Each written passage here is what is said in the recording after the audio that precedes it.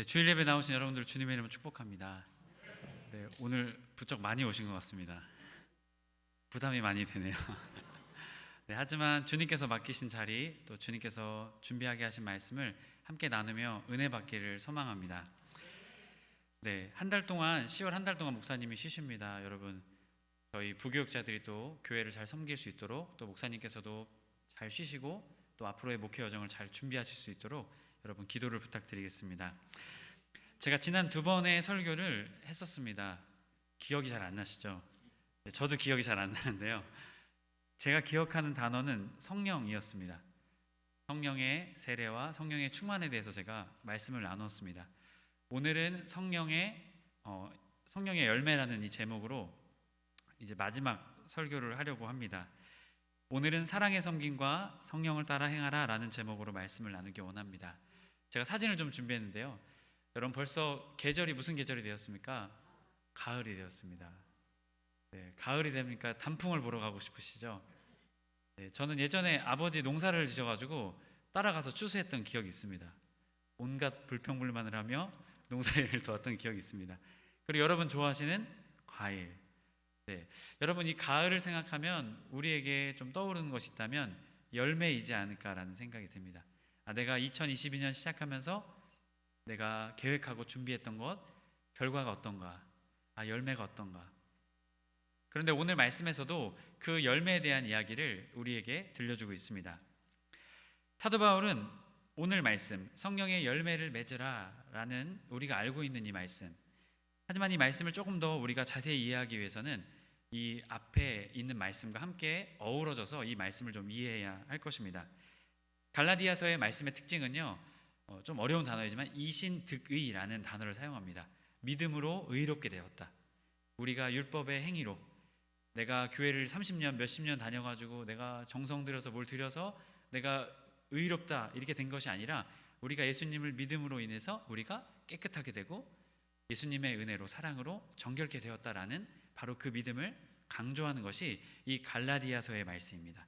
왜 그랬냐면요, 당시의 율법주의자들이 율법의 할례, 율법의 행위를 해야 구원을 받을 수 있다, 의롭게 될 수 있다라고 주장했기 때문이었죠.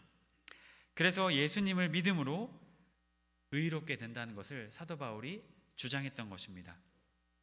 특별히 할례라는 것이 필요하다고 이들이 주장했었는데요. 그래서 사도 바울은 더욱더 강력하게 말을 하죠. 우리가 주님의 은혜로, 사랑으로 의롭게 되었습니다. 우리가 또한 한 가지 기억해야 될 사실은 그 받은 은혜의 자유를 올바로 사용해야 됩니다라고 우리에게 말하고 있습니다. 여러분, 우리가 주님의 사랑과 십자가의 보혈로 정결케 되었음을 믿으십니까? 아멘이시죠? 여러분, 우리가 더 이상 그 죄, 원죄, 그 죄로부터 자유케 되었습니다. 그렇다면 우리는 이 자유로운 삶을 어떻게 해야 할까요? 라는 것을 오늘 사도 바울이 질문하고 있는 것이죠. 오늘 말씀 5장과 6장의 말씀은 바로 그 자유를 어떻게 사용할 것입니까? 라는 것을 우리에게 말합니다. 구원의 은혜로 주신 자유를 올바로 사용해야 된다고 우리에게 말하고 있습니다. 특별히 이 자유를 올바른 곳에 사용하게 되면 우리가 무슨 열매를 맺게 될까요? 성령의 열매를 맺게 되는 것이죠. 여러분, 만약 이 자유를 올바로 사용하지 못하면 어떻게 될까요?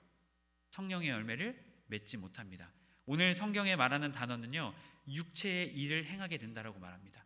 그리고 더 나아가서 이거는 최악입니다. 하나님의 나라를 유업으로 받지 못한다라고 말하는 것이죠. 우리가 받은 구원을 우리가 완성하지 못한 그러한 일을 마주하게 될 수 있다라는 아주 무서운 말씀이기도 합니다. 그렇게 사도 바울은 예수 그리스도의 속죄로 인한 그 은혜의 자유를 어떻게 사용해야 되는가를 우리에게 말합니다. 첫째로 말합니다. 사랑을 위해 서로 종노릇하라 라고 말하고 있습니다. 13절의 말씀인데요. 형제들아, 너희가 자유를 위하여 부르심을 입었으나 그러나 그 자유로 육체의 기회를 삼지 말고 오직 사랑으로 서로 종노릇하라 라고 말합니다. 여기서의 자유는요, 엘유데이아라는 원어를 사용합니다. 율법주의자들이 주장하는 것처럼 율법의 행위를 해야 의롭게 된다, 자유를 얻게 된다라는 것을 그들이 주장할 때 사도 바울은 그들의 그 주장을 반박합니다. 너희들 율법으로 할례로서 사람들을 억압하려고 하지. 여러분, 이 할례라는 것 때문에 이방인들이 마음이 참 어려워했습니다. 그랬기 때문에 이것을 통해 다른 사람들을 정죄하는 그 율법주의자들에게 우리가 받은 이 사랑과 은혜, 이 자유를 그러한 곳에 쓰는 것이 아니라 사랑으로서 서로 섬기며 종노릇하는 데 사용할 것을 우리에게 말하고 있는 것이죠. 그래서 사도 바울은 이렇게 말합니다. 육체의 기회를 삼지 말라. 여러분, 육체는 단순히 우리의 이 육신을 말하는 것도 있지만 우리의 이 육신, 옛 자아, 죄로 인해 타락했던 우리의 모습을 말합니다.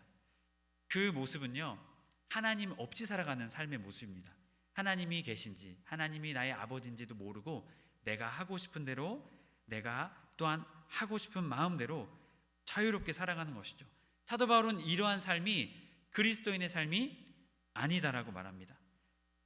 그러한 삶, 구원받고도 그러한 삶을 산다면 예수님의 십자가를 모독하는 것이고 결국 그 삶의 끝이 무엇이라고 말합니까? 하나님의 나라의 유업을 받지 못한다라고 말하고 있는 것입니다.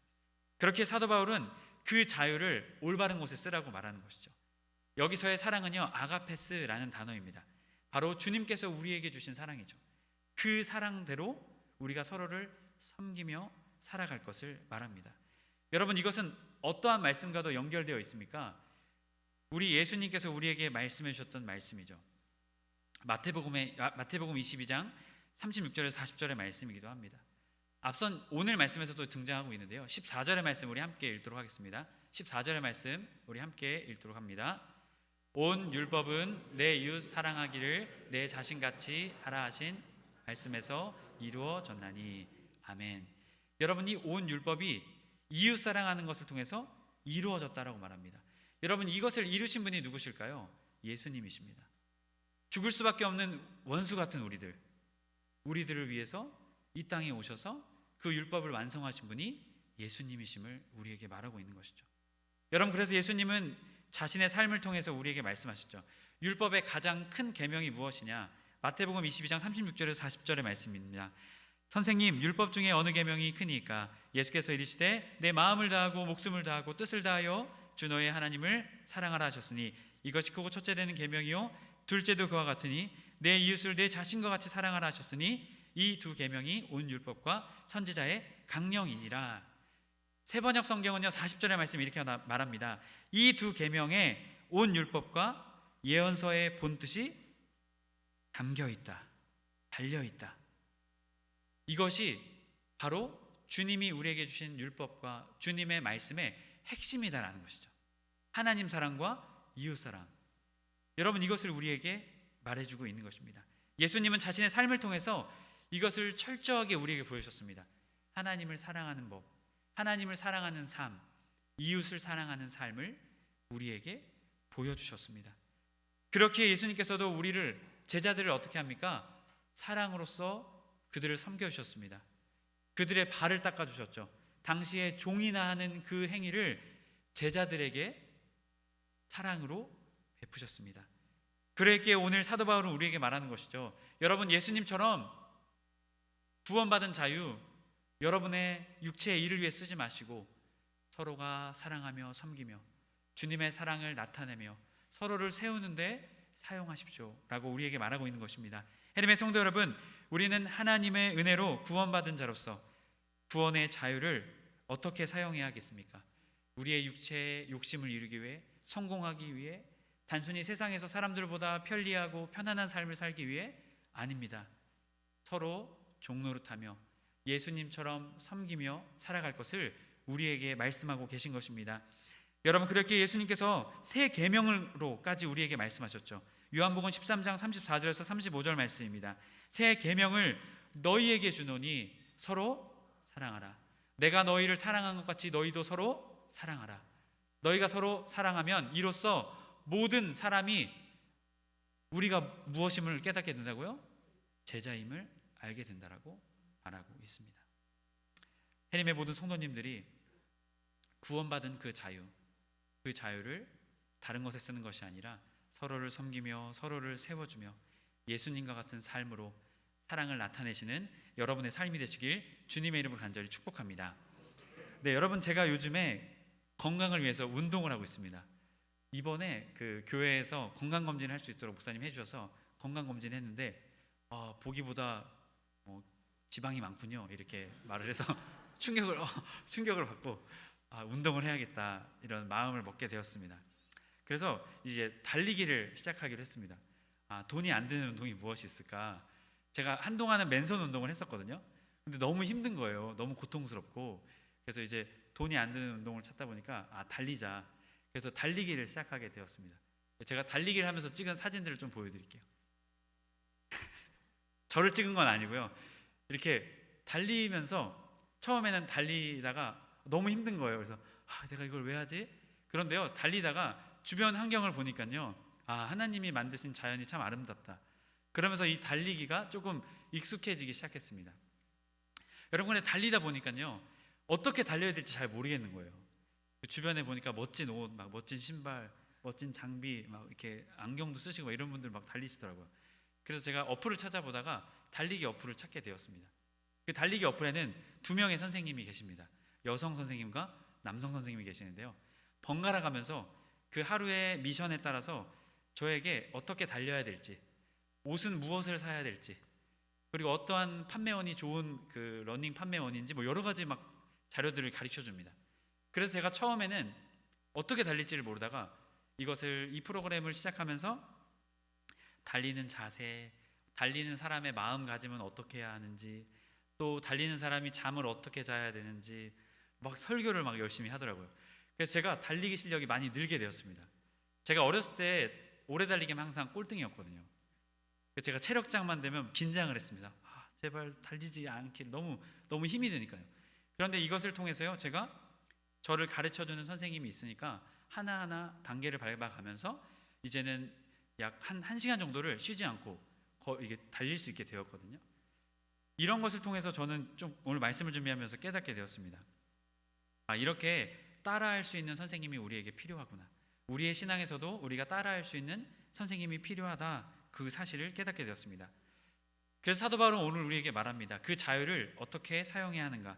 바로 두 번째로는요, 성령을 따라 행하라 라고 우리에게 말하고 있습니다. 16절의 말씀인데요, 함께 우리 읽도록 하겠습니다. 내가 이르노니 너희는 성령을 따라. 아멘. 사도 바울은 앞선 사랑으로 서로 종노릇하라라는 그 말씀을 통해 한 단계 더 심화시켜서 우리에게 말하고 있습니다.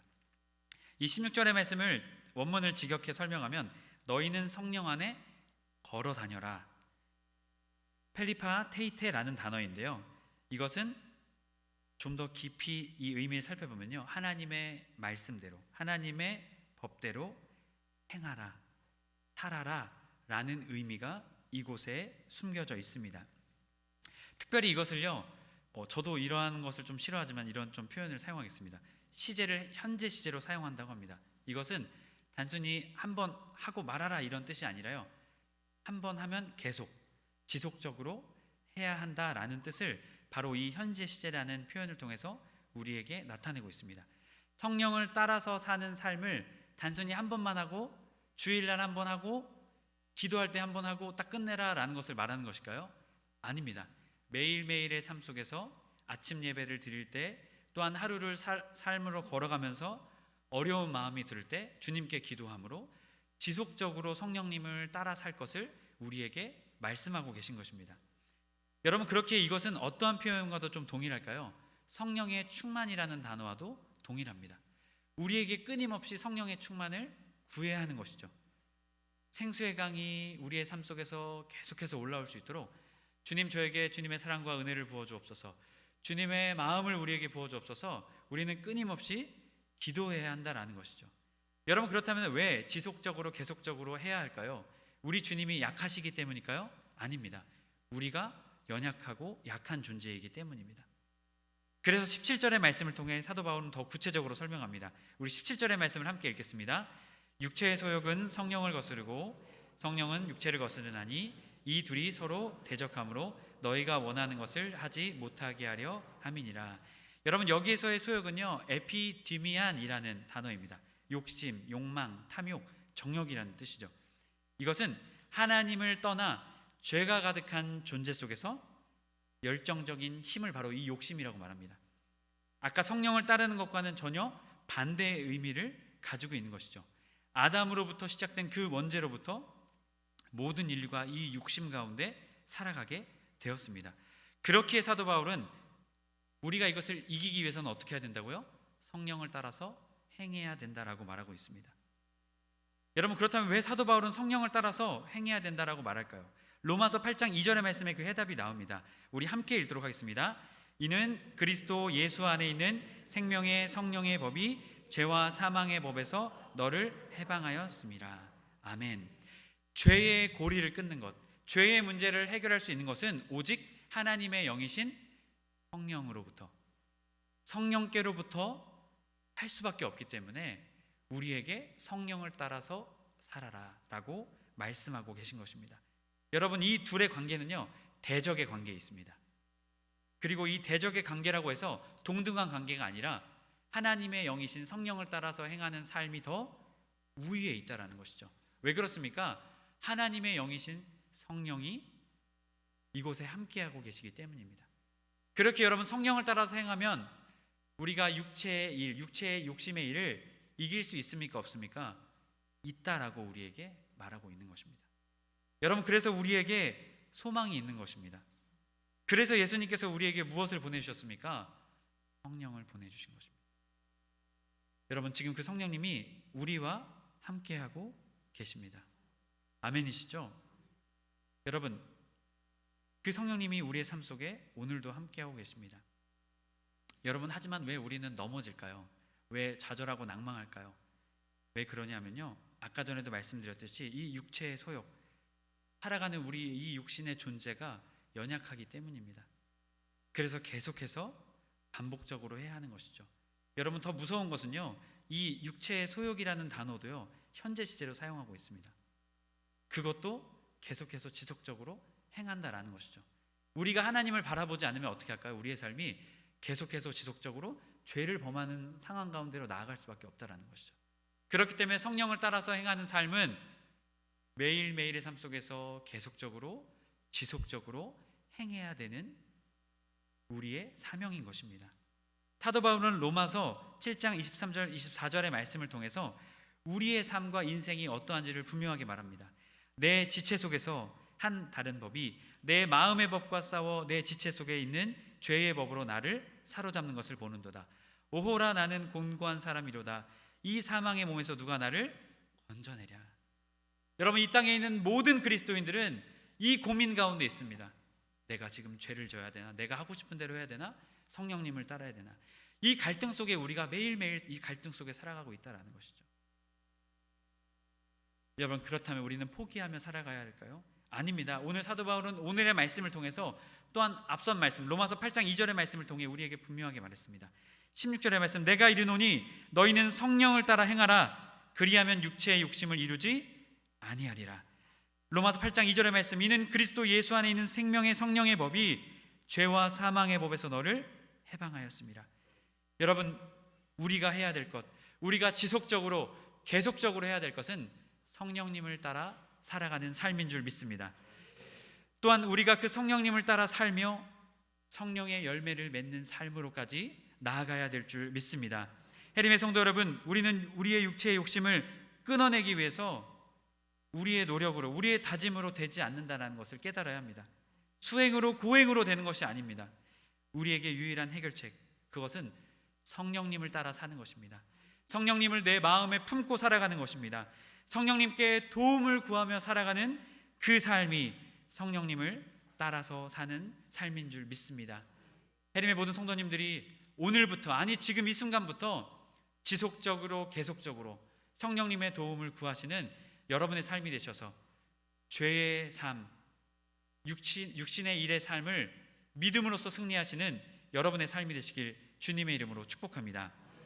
성령을 따라 행하는 삶과 육체의 일을 오늘 사도 바울은 우리에게 말합니다. 이 육체의 일은요, 19절부터 21절 전반절까지 말씀을 통해 말합니다. 육체의 일은 분명하니 곧 음행과 더러운 것과 호색과 우상숭배와 주술과 원수 맺는 것과 분쟁과 시기와 분냉과 당짓는 것과 분열함과 이단과 투기와 술취함과 방탕함과 또 그와 같은 것들이라. 여러분, 이 육체의 일을 말합니다. 이것을요, 네 가지로 좀 구분해 볼 수 있습니다. 첫 번째로는요, 모든 음란한 행위를 말합니다. 음행, 더러운 것, 호색, 이러한 모든 음란한 성적인 행위를 말하고 있습니다. 두 번째로는요, 불신앙의 죄를 우리에게 설명하고 있습니다. 우상숭배와 주술이죠.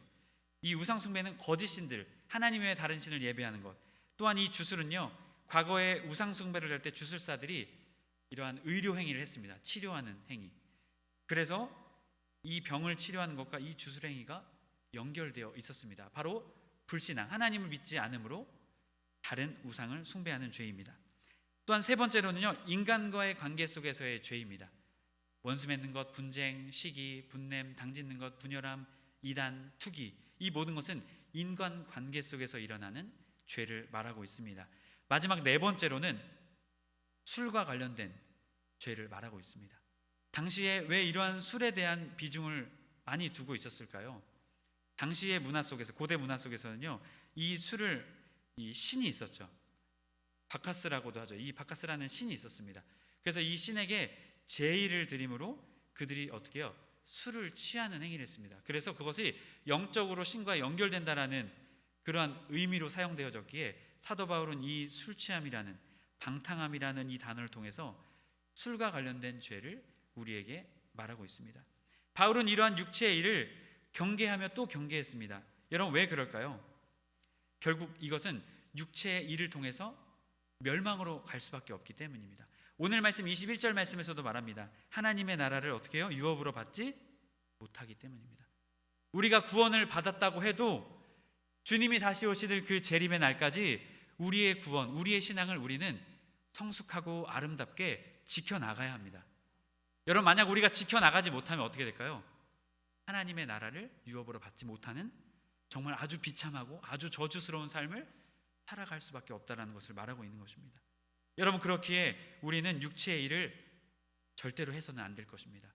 버려야 될 것입니다. 여러분, 왜 그렇습니까? 오늘 사도 바울이 이것을 끊임없이 우리에게 설명하는 이유가 무엇일까요? 우리가 구원받더라도 다시 버림받을 수 있기 때문입니다. 하나님의 성도 여러분, 우리는 기억해야 합니다. 예수 그리스도를 믿고 영원히 구원받았습니다. 그 영원히 구원받았음에도 불구하고 우리가 그 받은 자유와 사랑을 내가 하고 싶은 대로, 내 육체의 일대로 사용하다면 우리는 결국 사망, 하나님의 나라를 유업으로 받지 못하는 그러한 비참한, 아주 무서운 상황을 마주하게 될지 모르게 되기 때문입니다. 하지만 여러분, 우리가 구원을 온전히 이루며 지금의 고난과 역경 속에서도 성령을 따라 행한다면 우리는 우리의 구원을 통해 그 심판의 날이 아니라 우리를 칭찬하시며 우리에게 주님이 상 주시는 은혜의 날이 되게 될 줄 믿습니다. 여러분, 육체의 일을 버리고 주님의 또한 사명, 또한 성령을 따라 행하며 살아가시는 여러분의 삶이 되시길 주님의 이름으로 간절히 축복합니다. 오늘 말씀은 마지막으로 말합니다. 성령의 열매를 맺으라 라고 말합니다. 22절과 23절 말씀, 오직 성령의 열매는 사랑과 희락과 화평과 오래 참음과 자비와 양성과 충성과 온유와 절제니 이 같은 것을 금지할 법이 없느니라. 여러분, 여기서 사용된 이 열매는요, 카르포스라는 단어입니다. 이것은 성령의 사역뿐만이 아니라 인간의 책임성을 동시에 내포하고 있는 단어입니다. 성령의 능력이 인간 안에 역사하는 한편 하나님의 은혜에 대한 우리의 삶에 무엇이 있어야 된다는 것입니까? 응답이 있어야 된다는 것이죠. 그저 성령님이 알아서 우리의 모든 것을 다 해주시는 것이 아니라 우리도 하나님의 은혜에 합당한 은혜의 응답을 해야 한다는 것입니다. 우리 안에 거하시는 성령님, 제임스 패커 목사님은 책 31페이지에서 이렇게 말합니다. 하나님은 수동적인 태도를 버리고 성령을 따라 행하라 명령하십니다. 우리가 행동해야만 내주하시는 성령님의 사역이 우리의 경험 속에서 온전히 실현됩니다. 따라서 무작정 수동적인 태도를 취하는 것은 그 의도가 아무리 좋고 경건하다 하더라도 명백한 잘못입니다라고 말합니다. 조금 더 우리가 적극적으로 성령의 열매를 맺는 것에 응답해야 된다라고 말하고 있습니다. 여러분, 성령의 열매는 어떻습니까? 9가지죠. 저도 어렸을 때부터 수련회 가면 밥을 먹기 위해서는 이 말씀을 외웠어야만 했습니다. 아무런 뜻도 모르고 성령의 열매 9가지 열매를 대야 밥을 먹었던 기억이 있습니다. 여러분, 이것을 존 스토트 목사님은요, 자신의 책 성령 세례와 충만이라는 책에서 3가지로 분류를 합니다. 관계를 통해서 이것을 분류하게 되는데요. 첫째는요, 사랑과 희락과 화평은 하나님과의 관계입니다라고 설명합니다. 네, 자막을 좀 띄워주시면요. 성령님은 하나님의 사랑을 우리의 마음에 부어주시고 하나님은 기쁨을 우리의 영혼에 부어주십니다. 그리고 하나님의 평화를 우리의 생각에 부어주십니다. 그렇기에 그리스도인은 모든 일을 사랑 가운데서 시작하고 기쁨으로 수행하며 화평 속에서 성취합니다 라고 말합니다. 둘째로는 오래 참음과 자비와 양선은 다른 사람과의 관계라고 말합니다. 오래 참음은 다른 사람들이 우리에게 보이는 무례함, 불친절함을 참고 보복하지 않는 것입니다. 또 자비는 모든 사람에게 선을 기원하는 적극적인 태도를 말합니다. 그리고 양선은 그러한 기원을 행동으로 옮기고 구체적인 건설적인 방법으로 사람들을 섬기기 위한 솔선수범하는 자세입니다. 이 단계는요, 단계적으로 발전한다라고 우리에게 말합니다. 셋째로는 충성과 온유와 절제는 자신과 맺는 관계입니다. 충성이라는 단어는 믿음이 아니라 신실함이라는 단어입니다. 언제나 자신의 약속을 지키고 자신의 책임을 완수하는 사람들이 보여주는 확고한 믿음입니다. 온유는 부드럽고 약한 사람들의 특징이 아니라 힘과 에너지를 자제할 줄 아는 강한 에너지를 가진 사람들입니다. 그리고 절제는 혀와 생각, 식욕과 정욕을 다스리는 것입니다. 바로 이것이 그리스도를 닮은 모습입니다라고 존 스토트 목사님은 자신의 책에서 우리에게 성령의 열매를 설명합니다. 사도 바울은 성령의 9가지 열매에 대한 결론을 맺습니다. 이 성령의 열매를 맺는 금지할 법이 있다 없다? 없다라고 말합니다. 그렇기에 반드시 우리 그리스도인들은 이 열매를 맺어야 한다라는 것이죠. 여러분, 그리스도인이 왜 이 열매를 맺어야 할까요? 이것은 우리의 생명이 달린 문제이기 때문입니다. 그래서 24절 말씀을 보면 그리스도 예수의 사람들은 육체와 함께 그 정욕과 탐심을 십자가에 못 박아내니라. 여러분, 우리는 이미 십자가에 우리의 정욕과 욕심, 탐심을 못 박은 사람들입니다. 그렇게 우리는 성령의 열매를 맺는 삶을 살아야 하는 것입니다. 만약 우리가 그렇지 못한다면 우리는 정말 안타깝고 정말 무서운 결과를 마주하게 될지 모릅니다. 오늘 말씀을 마무리합니다. 해림의 성도 여러분, 마태복음 7장 20절에서 우리에게 이렇게 말합니다. 이러므로 그들의 열매로 그들을 알리라. 그리스도인은 살아가면서 어떠한 열매를 맺는 사람이 되어야 할까요? 육체의 열매? 아닙니다. 성령의 열매를 맺는 사람이 되어야 합니다.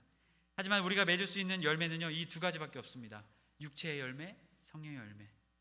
그래서도 오늘 사도 바울은 우리에게 강조하며 말했던 것이죠.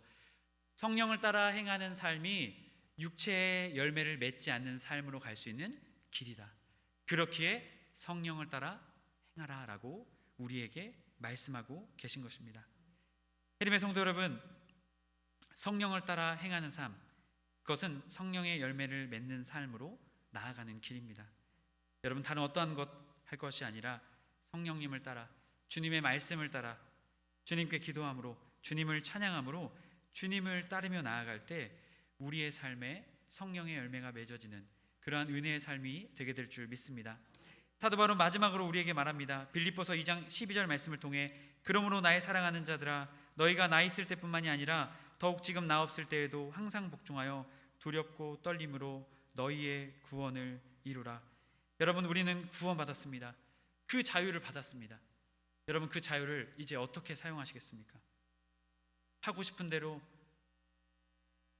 그렇게 사용하는 것이 아니라 주님이 다시 오시는 그날까지 성령을 따라 행하며 우리의 구원을 온전히 이루어 하나님의 나라의 유업을 받으시는 그런 여러분의 축복된 삶이 되시길 주님의 이름으로 간절히 축복합니다. 기도하시겠습니다.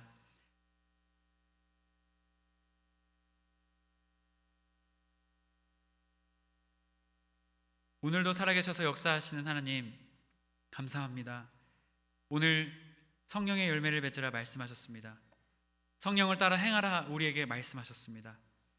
하지만 주님, 그럼에도 불구하고 우리의 마음속엔 내가 하고 싶은 일, 내가 이루고 싶은 일, 더 가지고 싶은 마음, 그 많은 것들이 주님 아직도 있습니다. 주님, 이 자리에서 좌절하며 낭망하는 것이 아니라 회개하며 우리의 마음을 성령님께 돌이키게 하여 주시옵소서. 그리하여 성령님을 따라 행하며 주님이 우리에게 주시고자 하는 놀라운 선물, 성령의 열매를 삶에서 맺으며 그 열매를 누리며 향유하며 살아가는 진정한 기쁨과 행복의 그리스도인 될 수 있도록 주님 우리를 축복하여 주시옵소서. 우리 주 예수 그리스도의 이름으로 기도드립니다. 아멘.